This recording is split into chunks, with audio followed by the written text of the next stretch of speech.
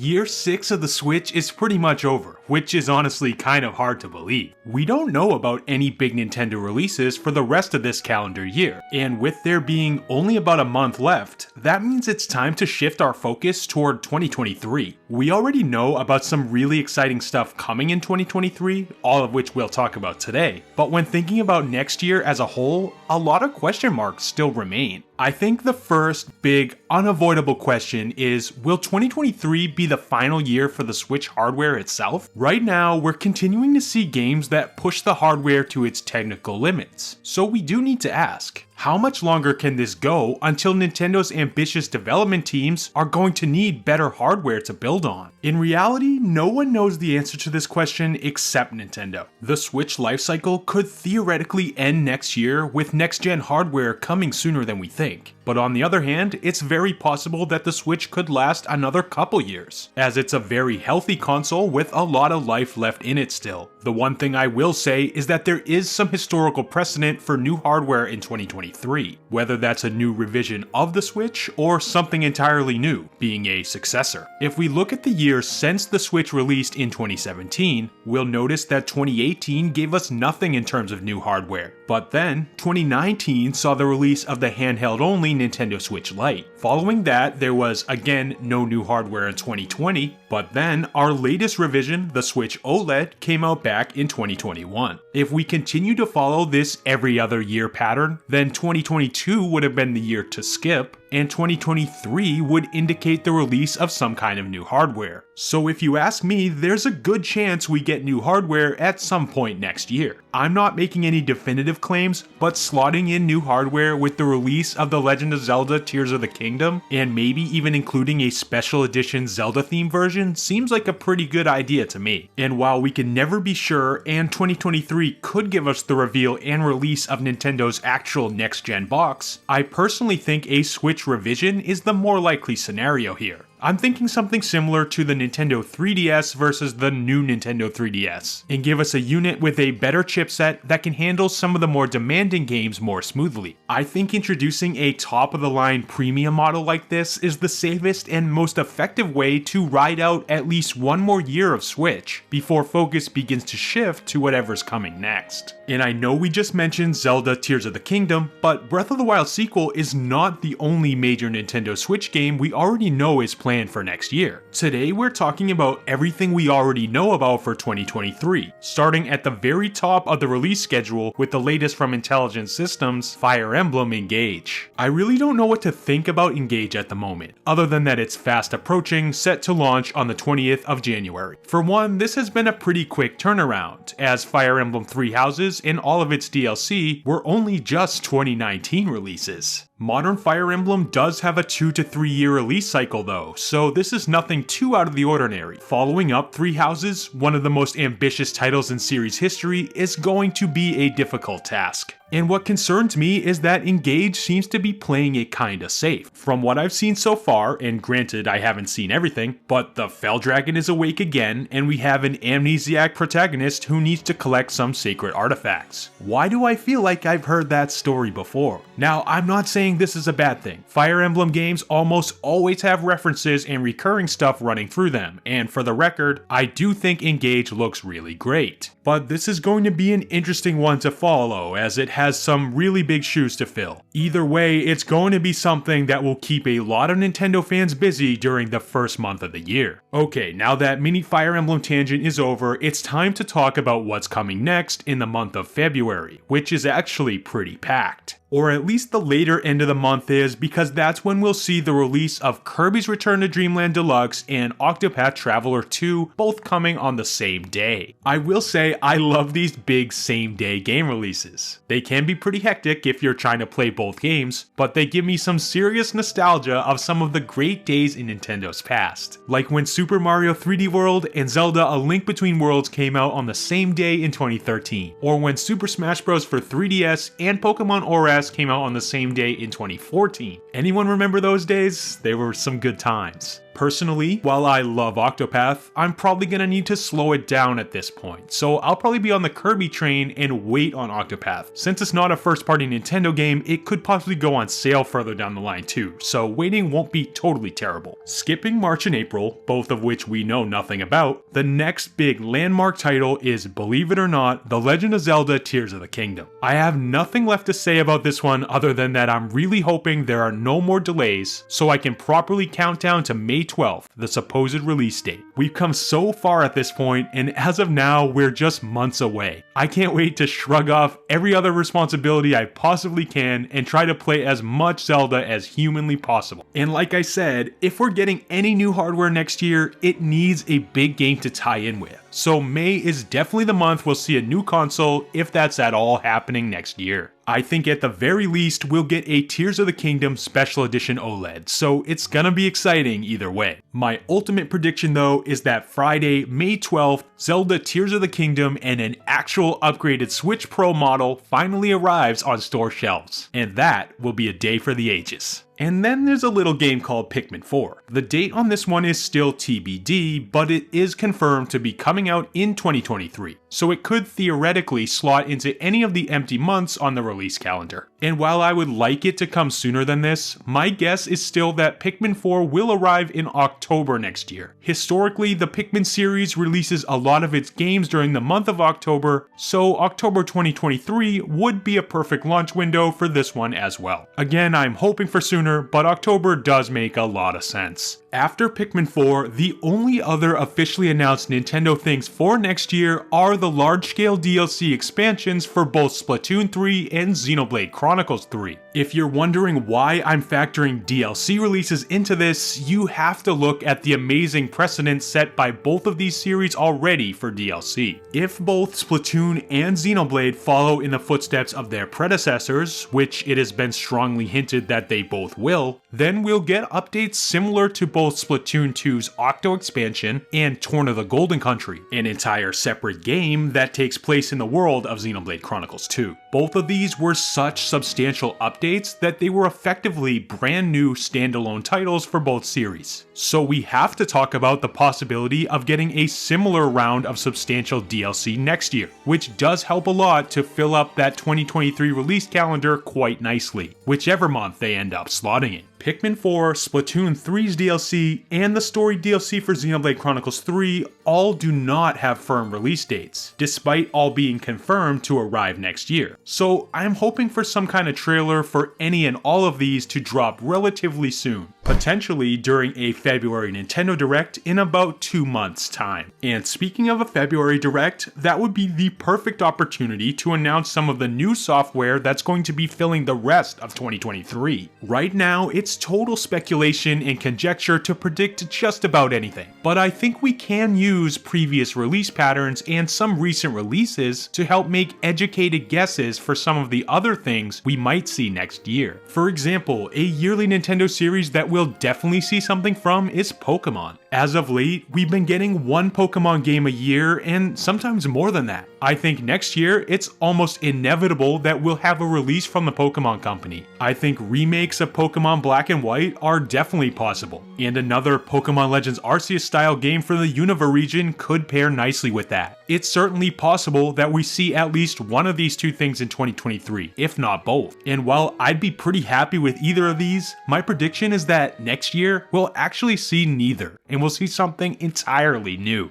I think Game Freak might need to slow their roll slightly, especially if large-scale Scarlet and Violet DLC is in the works. A Pokemon Scarlet and Violet expansion pass would be a great release for the earlier side of next year, and then Pokemon could bring something a bit smaller but still new and exciting for the holiday season. But if that's not Gen 5 remakes or another Legends game, then what could it be? I actually think next year we'll finally see something I've been anticipating for a while now. November of next year, just about a year from now, seems to be a good potential time to see the Let's Go Johto games. These type of games would be just as easy, if not easier to develop than Generation 5 remakes. And with these, Game Freak could reimagine a classic Pokemon generation for Switch. Plus, they can add some of the new Johto-related stuff from Scarlet and Violet, which could work really well to make things feel new and fresh. I think a new Let's Go game could be a perfect pair with some Scarlet and Violet DLC to round off yet another strong Poke year. Another thing that I think is slightly less inevitable but maybe even more anticipated is the reveal and release of the next mainline 3D Mario game. Let's put it this way, Breath of the Wild and Super Mario Odyssey both released during the same year almost 6 years ago now in 2017. With Breath of the Wild's sequel coming next year, wouldn't it make sense that Mario Odyssey's follow-up isn't too far behind? People have been eagerly awaiting what will be next for the plumber, especially after Bowser's Fury gave us a small but delicious taste of what his future games could look like. I don't think it's crazy to expect Mario's next 3D outing to land sometime next year, and I have a hunch that this could be the big E3 game revealed in the Summer Direct to come out before the holiday season. Now, even if we take what I've added here as a given, we still have quite a few empty months on the 2023 calendar. There will most likely be games to fill in most of these. And while I'm not going to try to predict exactly what will fit in where, that's probably a separate video on its own, I think there are some game ideas I still haven't mentioned that we could definitely see in 2023. There are things like Metroid Prime 4 still on the horizon, and of course the Metroid Prime Trilogy coming to Switch still really needs to be a thing. Sakurai also recently teased a port of Kid Icarus Uprising, which is another showstopper that I could definitely see coming to the hardware. It might also be time for a port of Xenoblade X to at least be announced so every Xenoblade title becomes available on the console, even though I know Monolith is probably pretty busy on that story DLC. And it's never made more sense to put out a warrior style spin-off for Xeno, the natural next Nintendo series to make that jump. I also think 2D Zelda is not a crazy proposition, especially if it's something like the Oracle remakes and not a completely new game. Plus, there are some neglected series like Star Fox, F-Zero, and even Punch-Out that could be great candidates for a Switch game during the later end of the console's lifecycle. And I'm sure Nintendo Switch Online is going to keep feeding us titles too. Hopefully Game Boy or GameCube finally comes to the service because both of those libraries have so much to offer. No matter how this plays out, one thing is for sure, us Nintendo fans are going to have a lot to keep us busy in 2023. And to be completely honest, I'm just happy to be along for the ride. I had a lot of fun discussing the next year of Nintendo with you all, and if you're as excited as I am for all the new stuff coming up, then remember to keep it right here with this channel as I'll be discussing all things Nintendo going into 2023 and beyond. If you enjoyed the video, then I hope to see you here again soon, and thanks for watching.